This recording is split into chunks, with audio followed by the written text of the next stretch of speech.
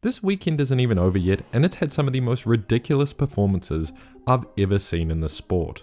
World records. That is a new world record. World record threats. 2 14-year-old girls becoming the fastest high schoolers in America, and Sha'Carri Richardson racing Australian locals for a chance at $40,000. Hoffman out in front, but Richardson goes up and she gives the people of Central Park what she wants. And that's not even all of it. But today, I'm focusing on these 2 performances. The first being 400 meter world champion Collen Kebinatshipi's ridiculous 100 meter world lead. 5 minutes, the fastest man in this planet, Kebinatshipi, 9.90. This race has been talked about quite a bit at this point, yet I still don't believe people understand the gravity of this time. Botswana's Collen Kebinatshipi was last year's surprise 400 meter world champion. He entered the championships as the 12th fastest 400 meter runner of the year, and not only left with the title, but also as the 10th fastest 400 meter athlete in history, and all at 21 years old. The excitement and potential was already clear, but this puts him at a whole nother level. A wind legal 989, not once, but twice in a single day. Both races were extremely similar, but analysing his final specifically, and off they go. It was a fantastically smooth run. High knees, fluid form, a flying turnover, and building his gap on the back end, demolishing his old 100 meter personal best by 0.64 seconds. To be fair, that was a time into a massive headwind that he ran earlier this year, and before then he hadn't run a 100 meter since 2022, but imagine the potential if he stuck to this event. Given how fast he ran, his block start was actually pretty even to his competitors, which makes sense. As a 400 meter specialist, he isn't built to be fast off the gun. Overall, it was just a really elegant and aesthetically pleasing sprint to watch, very similar to a young Tobago when he first entered the scene as a junior, running his first 9-second times. And I've already mentioned this is a world lead for the year so far, which isn't a surprise since it's so early. But for that same reason, this is a surprise because it's so early. This 989 is the 3rd fastest time ever ran in April. These are the months where athletes are building and shouldn't be running fast, yet here he is, building and running fast. And so fast in fact, he's now the 12th fastest African athlete ever over the 100 meters, only behind athletes who are certified 100 meter specialists. But the beauty of his form and these simple stats are all just icing on the cake. Because the filling, and in my opinion, what makes me think he could genuinely contend Wade van Niekerk's 400 meter world record, is when we compare him to every other great 400 meter runner in history. There are only 29 athletes in the history of the 400 who have ever gone under 44 seconds. And of all of them, only 4 have also run sub 10 seconds in the 100 meter. Wade van Niekerk, the world record holder, Michael Norman, who's number 6 all time, Fred Kerley, 11th all time, and now Collen Kebinatshipi, who's 10th all time. And when we combine the times of their 100 and 400 meter bests, he sits at number 4 on this list.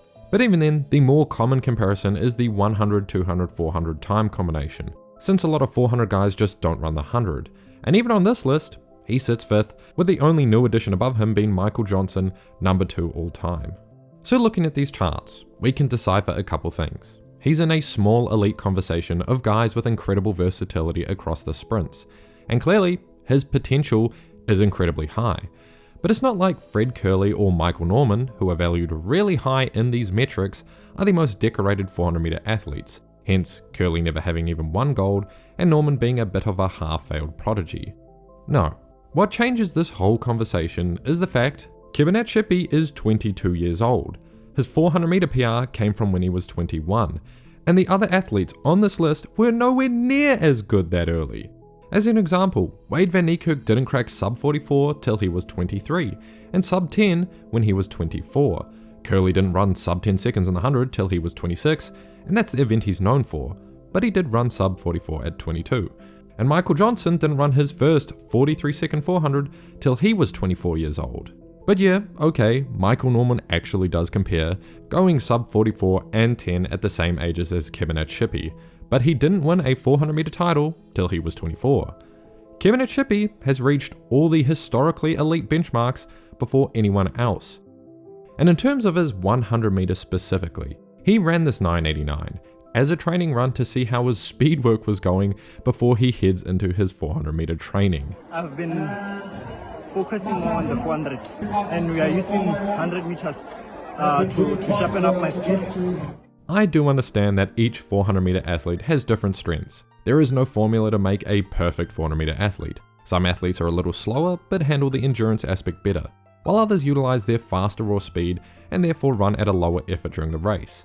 But last year he ran 43.53, top 10 all time with an early season 200 meter time of 20.08 seconds, which is silly fast, but comparatively a 9.89 100 meter is significantly more impressive. In fact, an equivalent 200 meter time for an athlete that can run both events is around 19.9. So whittling down all these numbers, that's the comparison. Theoretically, he's this much faster this year.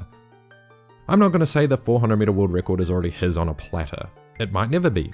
But man, he's 22 years old. These are his PRs, and he has the running form to back it up too. I haven't felt so strongly about a single athlete seriously contending Wade van Niekerk's record until I saw him today. And it's not like the 400 meter world record hasn't been in talks these last few seasons. But if I had to make a bet, this is the guy. And now that I've spent the entire video yapping about Kebinatshipi, it's time to talk Kishane Thompson's 150 meter world record. We're so used to seeing Thompson against Lyles and Seville in the 100 meter, winning some, losing some, but usually getting hawked on in the later stages. And he gets slightly caught by Makarawu in the closing stages of this run as well. It's just not his strong suit. As he tries to hold off Makarawu at the end, and he's going to have to 14.92 seconds to Makarawu's 14.96, and honestly the smoothest sprint we've ever seen from Kishane. It didn't look like the usual forced exorcism, it looked relaxed, smoother, and even dipped at the line, which is signs of improvement. Last question, have you been practicing your dip? I'm just saying that if you're that good, you don't need to dip. But let's be honest, in terms of historical significance, this was one of, if not the lowest hanging world records in the sport. UK's Linford Christie ran the old world record in 1994, a year where afterwards he ran 20 plus 100 meter races and only broke 10 seconds twice, legally, 991 and 998. Basically, Kishane had to be in a similar shape to this to break it. Not very hard for a guy who's run 9.75. Plus, on the straight, Usain Bolt has run 14.35, Lyles and Gay have run 14.41, half a second faster than Kishane, which to be fair, Kishane's was on a bend, which will always be slower, but still, as a world record, half a second behind the straight times just isn't crazy as it's been made out to be. But what am I gonna do? Hate on the guy for being the fastest ever in an event? No. The time was alright, but in terms of Kishane Thompson specifically, it's a really good showing. His struggle has always been his close. We've seen it again and again. He is super strong through 80 meters. He was leading Tokyo through 80 meters, but that pesky last 20 meters is his weakness. So to see him running 150 meters well, in a fast time, a more relaxed demeanor, it's all just those small 1% improvements that compound to a better overall sprinter. Now, will this actually translate to his 100 meter? Will we even see him run more longer sprints in an attempt to improve his 100 meters? Who actually knows? Because not even he does. So we're trying to figure out if your coach is going to push you a little bit further to maybe the 200 this year. Let's see. You don't want to run the 200? Let's see. Well, congrats. But if this 150 meter world record wasn't enough indication he's in for a good season, Akeem Blake going 9.84 in the 100 meter final at Miramar should certainly be. Even if the wind was slightly over the allowable limit.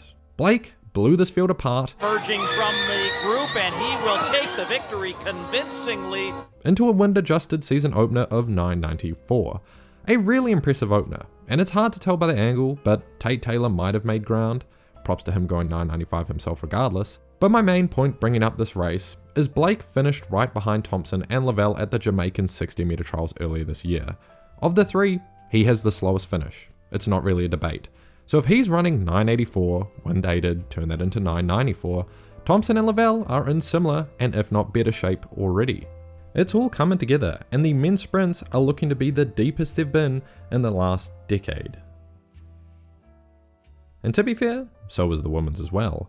But that is for a video in a couple days, after we see what Sha'Carri does at the stall gift.